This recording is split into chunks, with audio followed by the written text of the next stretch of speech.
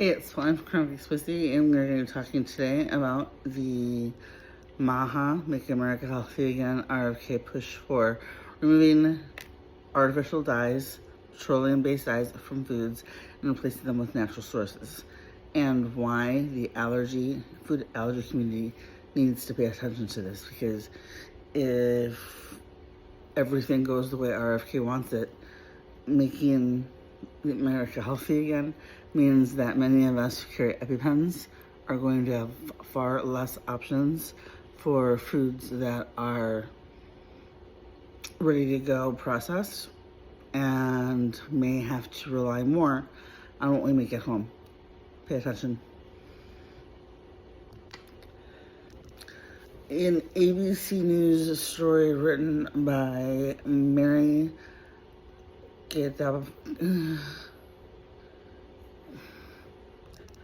ABC News story dated May 9th by Mary Gatos talks about the FDA commissioner and food dye bans, in which the story states that the FDA has approved additional color food additives for natural sources in line with the Department of Health and Human Services goal to eliminate artificial food dyes. This is good, but also no. Stick with me on this, because here's the deal.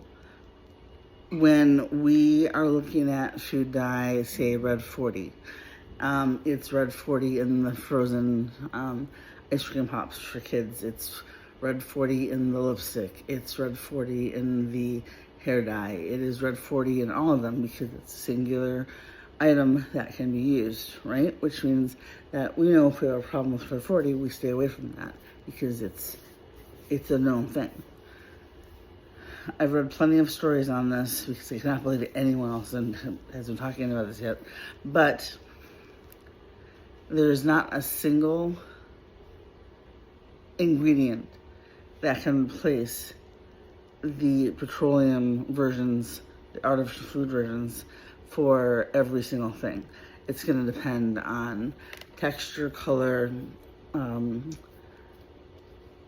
what the product is it liquid, is it solid, how bright it needs to be. There's going to be a lot of different factors that are going into this, and that means there's going to be a lot of different products that are going to be used, meaning that you can't just grab what you used to grab without having to go through the ingredients list, like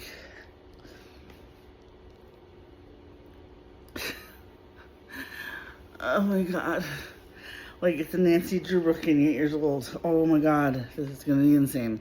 All right, so for the food, the story. The agency approved two dyes and expanded approval of a third, meaning it can now be used in a wider range of food products. Today would take a major step to make America healthy again.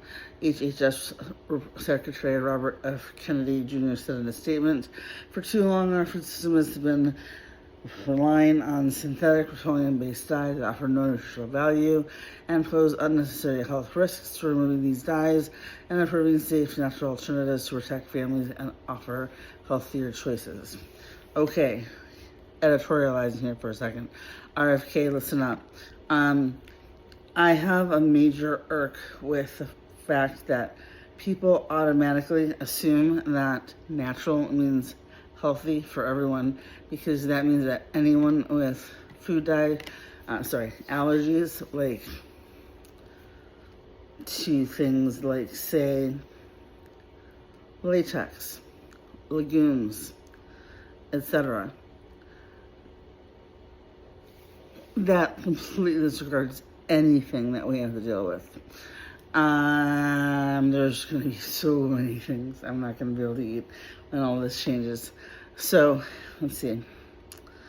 The approved additives include Galdieria extract blue, which is derived from algae, butterfly pea flower extract from the butterfly pea flower, and calcium phosphate, a natural compound containing calcium and phosphorus.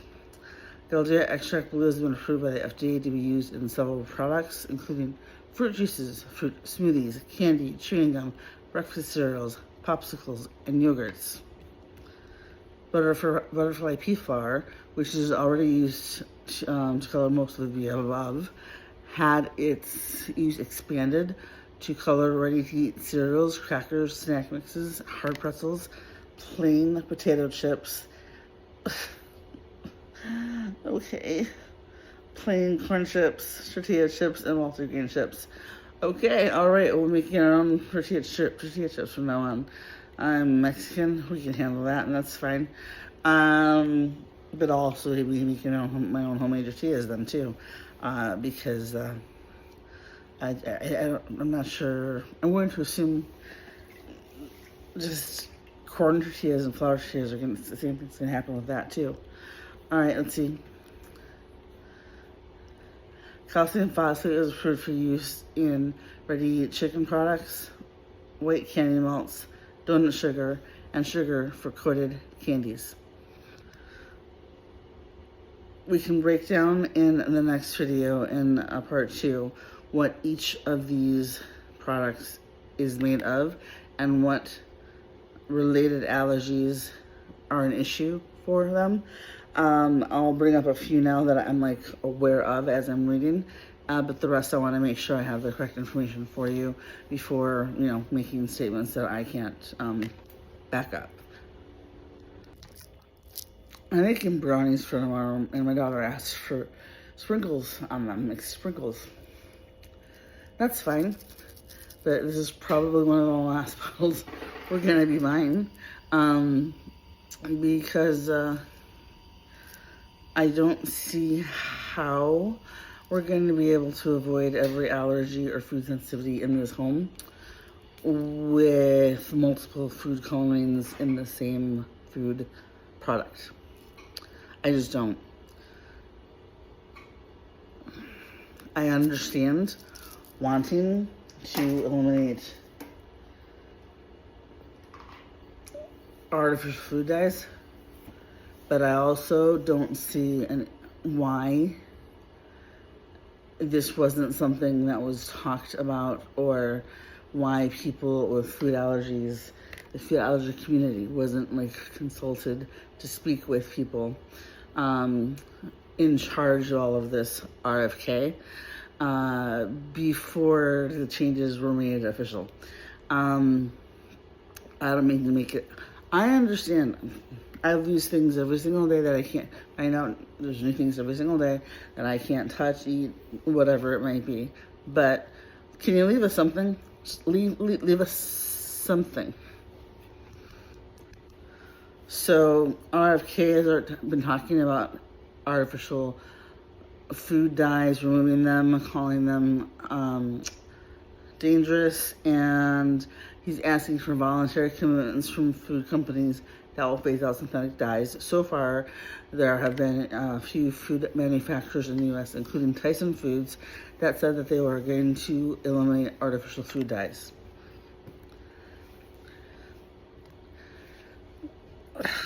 You guys, I don't know if I'm going to be able to eat chicken after this. Like plain chicken.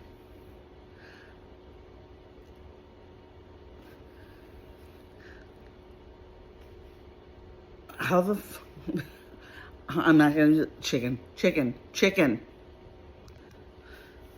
Nutritionists and dietitians are divided over whether or not synthetic food dyes are harmful to the extent which they are harmful, if they are, but all agree that they do not have nutritional value. A lot of things don't have nutritional value. And to be honest, if we all wanted to actually be completely let's get in with our feels on this. There are so many reasons for sugar to be banned, because it lights up the same spots inside the brain for the dopamine as a certain product that rhymes with track.